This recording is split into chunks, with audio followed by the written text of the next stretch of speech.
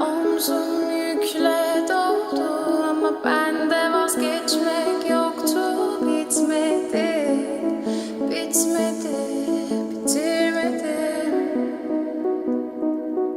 Ben özel değilim ya da öyle bir şey, ama sen varken hep böyle hissettim, böyle hissettim.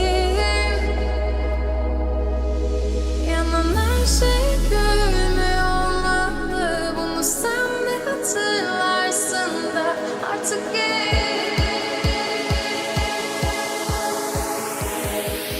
böyle hissettim.